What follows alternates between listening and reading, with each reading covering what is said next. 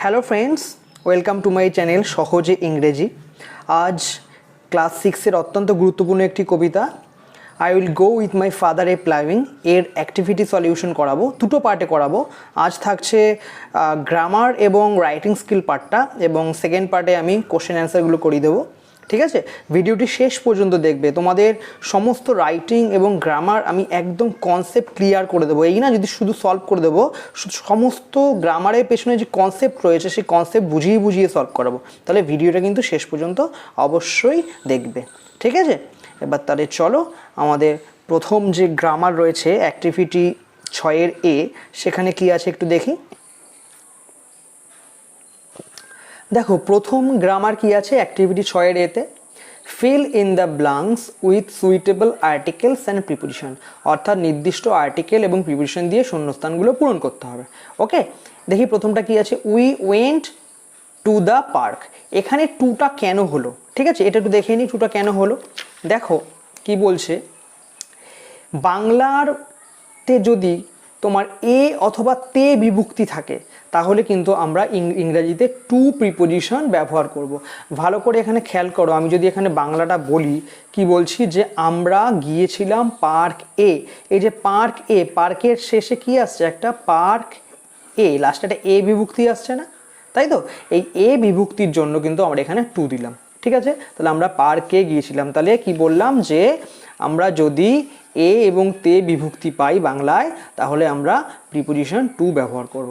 ওকে, এবার দেখো কি আছে পরেরটা, অ্যান্ড হ্যাড ড্যাশ পিকনিক, এবং একটা পিকনিকের মজা করেছিলাম। এখানে একটা হ্যাভ এ স্পেশাল ইউজ, তাহলে একটি পিকনিক আমরা কি জানি আর্টিকেল ক্ষেত্রে প্রথম বর্ণ প্রথম লেটারটি যদি শব্দের কনসোনেন্ট হয়, আমরা জানি এ ই আই ও ইউ বাদ বাকি লেটারগুলোকে কনসোনেন্ট বলে, তাহলে প্রথম বর্ণটি যদি কনসোনেন্ট হয় তাহলে কিন্তু একটি বোঝাতে আমরা এ ব্যবহার করি। এখানে ভালো করে খেয়াল করো যে এখানে পিকনিক যে শব্দটা, এই পিকনিক শব্দটা কি দিয়ে শুরু হয়েছে, পি দিয়ে শুরু হয়েছে। পিটা কি একটা কনসোনেন্ট, তাই আমরা একটি বোঝাতে এখানে এ ব্যবহার করলাম। ঠিক আছে, তারপরে কি বলছে, আই প্লেড, আমি খেলা করেছিলাম ড্যাশ এ স্লাইড, একটা স্লাইডের ওপর। ওপর বোঝাতে আমরা অন বসাই, কখন বসাই একটু দেখিনি, উপরে স্পর্শ করা আছে বোঝাতে অন বসে। ভালো করে বোঝো, উপর বোঝাতে অনেক অন হয়, ওভার হয়, অ্যাবাভ হয়, কিন্তু সব ক্ষেত্রে কিন্তু অন হয় না।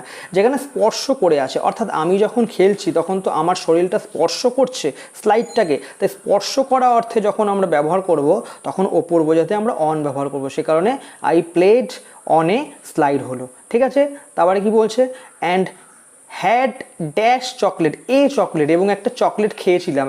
এখানে হ্যাড কথার অর্থ খেয়েছিলাম। ঠিক আছে, এবার কেন এ হলো, কারণ দেখো সিটা কনসোনেন্ট, আমরা জানি কনসোনেন্ট হলে একটি বোঝাতে এ হয়। ঠিক আছে, then we took a walk, আমরা একটি হেঁটেছিলাম। এখানে ওয়াকটাকে নাউন হিসাবে ব্যবহার করেছে, এটা কিন্তু ভার্ব নয়, তাই ওয়াক যেহেতু কনসোনেন্ট তাই এখানে কিন্তু আমার কি হলো, এ হলো। বুঝতে পেরেছো? আচ্ছা, তাহলে 6-এর এ বুঝে গেলাম, এবার 6-এর বিতে যাচ্ছি। দেখো অ্যাক্টিভিটি 6-এর বিতে কি বলছে, identify the types of sentence given below. এখানে কিছু বাক্য দেওয়া আছে। এবার আমরা জানি বাক্যকে তার সেন্স অনুযায়ী 5টা ভাগে ভাগ করা যায়, তাই কোন বাক্যটা মানে এই বাক্যগুলো কোন ধরনের বাক্যের মধ্যে পড়ে সেটা আমাদের সাইডে লিখতে হবে। তা আমি এখানে লিখেছি, কিন্তু ইন্টারোগেটিভ সেন্টেন্স, এক্সক্লেমেটিভ সেন্টেন্স, কিন্তু এগুলো কোন ক্ষেত্রে হয় সেটা সম্পর্কে আমার কনসেপ্ট জানা দরকার। আগে কনসেপ্টটা জেনে নিই, তারপর আমরা তোমরাই নিজেরাই পারবে এগুলো। দেখো কনসেপ্ট কি, কনসেপ্ট হচ্ছে ইন্টারোগেটিভ সেন্টেন্স কি, যে কোনো ধরনের প্রশ্নবোধক বাক্য, যে কোনো, ডু ইউ লাইক ইট, তুমি কি পছন্দ করো, হোয়ার আর ইউ গোয়িং, তুমি কোথায় যাচ্ছ, যে কোনো ধরনের প্রশ্নবোধক বাক্য। কি করে চিনবে, নিশ্চয়ই প্রশ্নবোধক বাক্যের শেষে কি থাকে, একটা ইন্টারোগেটিভ সাইন থাকে, প্রশ্নবোধক চিহ্ন থাকে। তাহলে প্রশ্নবোধক বাক্য চেনা কিন্তু সব থেকে সহজ, সাইন থাকে, সাইন না থাকলেও বোঝা যায়। এক্সক্লেমেটরি সেন্টেন্স কাকে বলে, এই যে এক্সক্লেমেটরি, বিস্ময়বোধক চিহ্ন, আবেগ, যে সমস্ত বাক্যের মাধ্যমে আমাদের সুখ, দুঃখ, অনুতাপ, ক্ষোভ, ঠিক আছে, এসব বোঝায়। ক্ষোভ বোঝায়, যে অনুতাপ, ক্ষোভ, ঘৃণা ইত্যাদি বোঝায়। যেমন আমি যদি বলি যে হাউ হ্যাপি আই অ্যাম, কি খুশিতেই না আমি আছি, ঠিক আছে। তাও যদি alas his father has died, হায় তার বাবা মারা গেছে, কি দুঃখ। তো এই ধরনের আবেগ বোঝাতে আমরা এক্সক্লেমেটরি সেন্টেন্স ব্যবহার করি। আচ্ছা, অ্যাসার্টিভ সেন্টেন্স কি, সাধারণ বিবৃতিমূলক বাক্য, তথ্য সাধারণ, সূর্য চারিদিকে পৃথিবী ঘোরে, ঠিক আছে, সে কথা বলে, সে বাড়ি যায়, সাধারণ যে বিবৃতি সেই বিবৃতিগুলোকে আমরা অ্যাসার্টিভ অ্যাসার্টিভ সেন্টেন্সের মধ্যে ধরি। আর ইম্পারেটিভ সেন্টেন্স কি, যে সমস্ত বাক্যের মাধ্যমে আদেশ অর্থাৎ অর্ডার, অনুরোধ, রিকোয়েস্ট আর উপদেশ, অ্যাডভাইস এগুলো বোঝানো হয়, সেটা হচ্ছে ইম্পারেটিভ। আমি যদি বলি গো দেয়ার, সেখানে যাও, তারপরে যদি বলি please give me a glass of water, please আমাকে জল দাও এক গ্লাস, তো এই ধরনের বাক্যগুলো আদেশ, অনুরোধ, উপদেশ হলে ইম্পারেটিভ সেন্টেন্সের মধ্যে পড়ে। তাহলে আমাদের কনসেপ্ট বোঝা হয়ে গেল। এবার আমরা এদিকে আসি, দেখো কি বলছে যে ক্যান উই গো দেয়ার, আমরা কি সেখানে যেতে পারি? বুঝতেই পারছো প্রশ্নবোধক চিহ্ন আছে, তাহলে এটা ইন্টারোগেটিভ সেন্টেন্স হবে, তাহলে এটা হচ্ছে interrogative sentence. What fun they had, কি মজাই না তারা ছিল, কি বিস্ময়বোধক বাক্য, তার মানে আনন্দ, জয়ের কথা বলছে, তাহলে এটা আনন্দের কথা বললে exclamatory sentence. She was not well, সে সুস্থ ছিল না, ভালো ছিল না, সাধারণ বিবৃতি, তাহলে এটা অ্যাসার্টিভ সেন্টেন্স। আর সিট ডাউন, এখানে বসো, কি করছি, আদেশ দিচ্ছি, তাহলে এটা ইম্পারেটিভ সেন্টেন্স। তাহলে অ্যাক্টিভিটি 6B বোঝা হয়ে গেল। ঠিক আছে, এবার চলো পরের অ্যাক্টিভিটিতে। দেখো অ্যাক্টিভিটি 8-এর এতে যে রাইটিংটা রয়েছে, একটা write a story in about 60 words based on the following points, নিচের পয়েন্টগুলোর উপর ভিত্তি করে 60 শব্দের মধ্যে একটা স্টোরি লিখতে হবে। দেখো এখানে পয়েন্টগুলো আমি আর পড়লাম না, এই পয়েন্টের উপর বেস করে ছোট ছোট বাংলা বাক্য আমরা তৈরি করব। ঠিক আছে, এবার এই ছোট ছোট বাংলা বাক্যগুলোকে শুধুমাত্র সিম্পল পাস্ট টেন্স ব্যবহার করে যে একটা সুন্দর স্টোরি রাইট করা যায়, সেটা তোমরা আজকে শিখবে। ঠিক আছে, একটা টেন্স ইউজ করে দেখো কি সুন্দরভাবে আমরা এই মানে স্টোরি রাইটিংটা সম্পন্ন করব। তাহলে চলো দেখা যাক। দেখো সিম্পল পাস্ট টেন্সের উপরে বেস করে যে স্টোরি লিখতে হয়, আমি মোটামুটি এখানে তোমাদের একটু লিখে দিয়েছি যে সিম্পল পাস্ট টেন্সের উপরে বেশিরভাগ স্টোরি হয়। কি করে চিনবে সিম্পল পাস্ট? দেখুন, যে সমস্ত বাংলা ক্রিয়ার শেষে মূলত ল এবং ম এবং একটা ত যোগ করি, ত বিভক্তি থাকে, সেক্ষেত্রে কিন্তু মোটামুটি 100% ক্ষেত্রেই তুমি ধরতে পারো সেটা পাস্ট টেন্স হবে। এবং সেটা সিম্পল পাস্ট টেন্স হবে তখনই যদি সেই কাজটা রানিং না বোঝে। আমি যদি বলি আমি পড়েছিলাম আর আমি পড়ছিলাম, একটা জিনিস খেয়াল করো, পড়েছিলামের শেষেও ম আছে, আবার পড়ছিলামের শেষেও কিন্তু তোমার পড়ছিলাম ম আছে, কিন্তু দ্বিতীয়টা আমরা সিম্পল পাস্ট টেন্স বা পাস্ট ইনডেফিনিট টেন্স ধরবো না। কেন ধরবো না? কারণ দ্বিতীয় বাক্য কিন্তু রানিং বোঝাচ্ছে।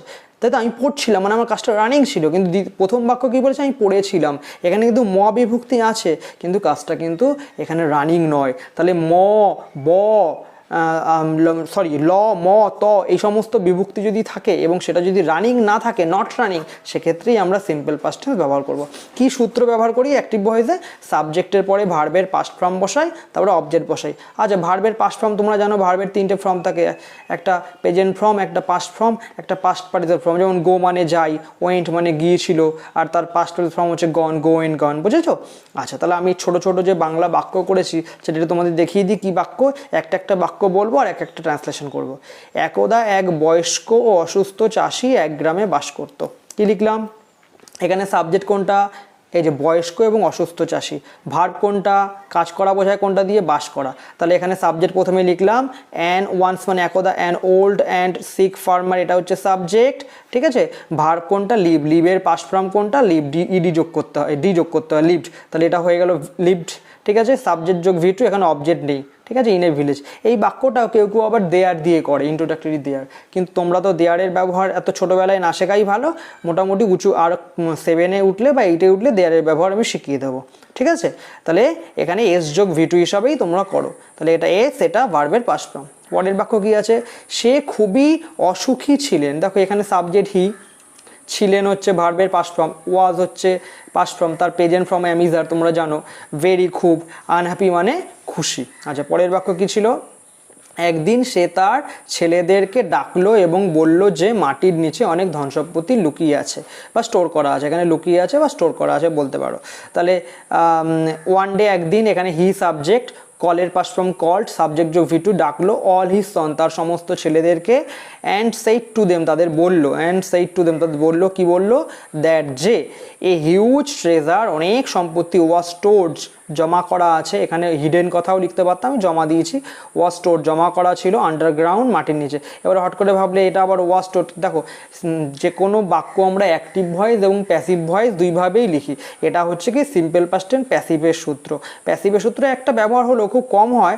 প্যাসিভের সূত্র হচ্ছে অবজেক্ট যোগ ওয়াজ ওয়্যার যোগ ভার্বের পাস্ট পার্টিসিপল ফর্ম। এখানে একটাই প্যাসিভ, কারণ এই যে সম্পত্তিগুলো, এটা তো এখানে তো ডাইরেক্ট সাবজেক্ট নেই, এখানে অবজেক্ট দিয়ে বাক্য শুরু হয়েছে, হিজ ট্রেজার দিয়ে, তাই এটা প্যাসিভ ভয়েস করতে হলো। মানে জমা করা ছিল, কারোর দ্বারা জমা করা হয়েছিল, তাই প্যাসিভ ভয়েস, বুঝেছো? আচ্ছা, তারপরে কি বলছে, পরেরটা কি বলছে, ধন সম্পত্তি লুকিয়ে ছিল, সম্পত্তি কোথায় গেল, ছেলেরা খুবই লোভী ছিল, তারা পুরো মাঠটি খুঁড়লো। তাহলে ছেলেরা লোভী ছিল, কি লিখলাম, যে সন্স ওয়্যার ভেরি গ্রিডি, ছেলেরা খুব লোভী ছিল। এখানে ওয়্যার হচ্ছে মূল ভার্ব। দে তারা ডাগ আপ, ডিগ আপের পাস্ট ফর্ম হচ্ছে ডাগ আপ, তারা খুঁড়লো, যে ভি2 ডাগ আপ হচ্ছে ভি2, তারা খুঁড়লো দ্য হোল ফিল্ড, পুরো মাঠটাকে, বাট কিন্তু ফাউন্ড নো ট্রেজার, কোন ট্রেজার খুঁজে পেলো না। ট্রেজার মানে সম্পত্তি, এখানে ফাউন্ড করতে এসছে, ফাইন্ডের পাস্ট ফর্ম, ফাইন্ডের ভি2 হচ্ছে ফাউন্ড, ঠিক আছে? তারপরে কি করলো, দেন ফার্মার অ্যাডভাইস, তখন ফার্মার তাদের অ্যাডভাইস করলো, এটাও কিন্তু ভি2, উপদেশ দিল, দেম তাদেরকে, টু সো সিডস, এখানে সো কথার অর্থ হচ্ছে বীজ বপন করা, ঠিক আছে? বীজ বপন করতে বললো, তাহলে এখন এত যখন কেটে ফেলেছে তাহলে বীজটা লাগিয়ে দাও। দেন তারপরে কি হলো, বছরের শেষে ভালো ফসল আসলো, তো রিচ হারভেস্ট এখানে সাবজেক্ট, ভালো ফসল, মেড দেম মানে সমস্ত ছেলে মেয়েদের, ছেলে যে কটা ছেলে ছিল তাদেরকে, মেড দেম আন্ডারস্ট্যান্ড, তাদেরকে উপলব্ধি করিয়েছিল, কি উপলব্ধি করিয়েছিল, দ্যাট যে দ্য রিয়াল ট্রেজার, প্রকৃত সম্পদ, লাইস পড়ে রয়েছে, ইন ওয়ান্স হার্ড ওয়ার্ক, একজনের হার্ড ওয়ার্কের উপরে কিন্তু মানুষের ভাগ্য ডিপেন্ড করে, তার প্রকৃত সম্পদই কিন্তু তার কঠিন পরিশ্রমের মধ্যে বা কঠোর পরিশ্রমের মধ্যেই লুকিয়ে রয়েছে। তাহলে স্টোরি রাইটিং বুঝলা, এবার পরের অ্যাক্টিভিটি দিয়ে চলো। দেখো লাস্ট রাইটিং অ্যাক্টিভিটি 8 কি আছে, write a short paragraph in about 60 words describing your favourite season, তোমার প্রিয় ঋতু সম্পর্কে লিখতে বলেছে। পয়েন্ট দিয়েছে, নেম অফ দ্য সিজন, কোন ঋতুকে বেশি ভালোবাসো, সেখান তখন কি ফুল ফল হয়, কি ভেজিটেবলস হয়, কি ধরনের উৎসব হয়, কেন তুমি এটা এনজয় করো, এ কটা পয়েন্টের মধ্যে 60 শব্দের লিখতে হবে, ঠিক আছে? দেখো আগের মতোই এটা একটু কনসেপ্ট বুঝে তারপরে করছি, ঠিক আছে? দেখো সিম্পল পাস্ট টেন্সের উপর যেমন স্টোরি ডিপেন্ড করে, সেরকম সিম্পল প্রেজেন্ট টেন্সের উপর কিন্তু দেখো এই ছোটোখাটো প্যারাগ্রাফ হয়ে যায় আমাদের। তাহলে এটা কিন্তু আমরা সিম্পল প্রেজেন্ট টেন্সেরই অ্যাক্টিভ আর প্যাসিভ ভয়েসকে কেন্দ্র করে করব। সিম্পল প্রেজেন্ট টেন্স কোনটা, বর্তমানে যে কাজ সাধারণভাবে হয় বা ঘটে, আমি যাই, তুমি পড়ো, আমি পড়ি, সে যায়, সে খায়, সে ছবি আঁকে, সব সিম্পল প্রেজেন্ট টেন্স, ঠিক আছে? স্ট্রাকচার কি, প্রথমে সাবজেক্ট, তারপরে ভার্বের প্রেজেন্ট ফর্ম, ওটা ছিল ভার্বের পাস্ট ফর্ম, এটা হচ্ছে ভার্বের প্রেজেন্ট ফর্ম, ওটা ভি2, এটা ভি1, তারপরে অবজেক্ট। আর প্যাসিভের সূত্র কি, অবজেক্ট অ্যামিজার ভার্বের ভি3, ওকে? এবার দেখো মাই ফেভারিট সিজন, বাংলা কি লিখলাম, আমার প্রিয় ঋতু হলো শীতকাল, কি লিখলাম, winter is my favourite season, okay? গাঁদা ফুল শীতকালের প্রধান ফুল, তাহলে কি লিখলাম, marigold is the main flower of winter, okay? তারপরে কি লিখেছি, ফুলকপি, পালং শাক, গাজর, বিনস শীতকালে চাষ করা হয়, তাহলে কি লিখেছি, এখানে এগুলো লিখেছি, এক ফলের কথা বলিনি, আপেল, কমলা লেবু শীতকালে হয়, তাহলে অ্যাপেল, অরেঞ্জেস এগুলো সাবজেক্ট, গ্রো মানে জন্মায়, এটা হচ্ছে ভি1 ইন দিস সিজন, ওকে? তারপরে কি লিখেছি, ফুলকপি, পালং শাক, গাজর, বিনস শীতকালে চাষ করা হয়। আচ্ছা, cauliflower, carrot, beans, spinach are cultivated in this season. আচ্ছা, এটা প্যাসিভ ভয়েস হলো, চাষ করা হয়, অর্থাৎ এখানে কিন্তু সাবজেক্ট দিয়ে বাক্য শুরু হয়নি, এগুলো সব অবজেক্ট দিয়ে শুরু হয়েছে। কী করে অবজেক্ট বুঝবা তুমি কাল্টিভেটকে কী বা কাকে দিয়ে প্রশ্ন করো, ভার্বকে কী বা কাকে দিয়ে প্রশ্ন করলেই কিন্তু অবজেক্ট পাওয়া যায়। তুমি এটাকে প্রশ্ন করো কী চাষ করা হয়, দেখবে এই কলিফ্লাওয়ার, ক্যারট, বিনস, স্পিনেচ এ কটা হচ্ছে এই বাক্যের অবজেক্ট। ভার্বকে কী বা কাকে দিয়ে প্রশ্ন করলেই কিন্তু আমরা অবজেক্ট পাই, তাহলে এটা অবজেক্ট। তারপরে হচ্ছে অ্যামিজারের মধ্যে অনেকগুলো অবজেক্ট বলে এখানে আর হলো, আর এটা হচ্ছে ভি3 ভার্বের পাস্ট প্রেজেন্ট ফর্ম, এই দেখো প্যাসিভের সূত্র অনুযায়ী হয়েছে। তাহলে এইগুলো অবজেক্ট আর কাল্টিভেটেড, এইগুলো চাষ করা হয় ইন দিস সিজন। তারপরে কি, এই বড়দিন পালন করা হয়, তাহলে এক্সমাস ইজ সেলিব্রেট, এটাও প্যাসিভ ভয়েসে করা আছে, এক্সমাস সেলিব্রেট করা হয় কারোর দ্বারা। আচ্ছা, আমি এই ঋতুকে খুব ভালোবাসি, I love this season very much, আমি এই ঋতুকে খুব ভালোবাসি, ওকে? ভিডিওটা যদি ভালো লাগে অবশ্যই একটা লাইক করো, বন্ধুদের মধ্যে শেয়ার করো, এবং এই ধরনের তোমাদের ক্লাসের ভিডিও যদি তোমরা পেতে চাও ইংরেজির উপরে, তাহলে চ্যানেলটিকে অবশ্যই সাবস্ক্রাইব করে রাখো, তাহলে পরবর্তী ভিডিওগুলোর সম্বন্ধে তোমরা কখন আসছে জানতে পারবে। ভালো থাকো, সুস্থ থাকো, বাই।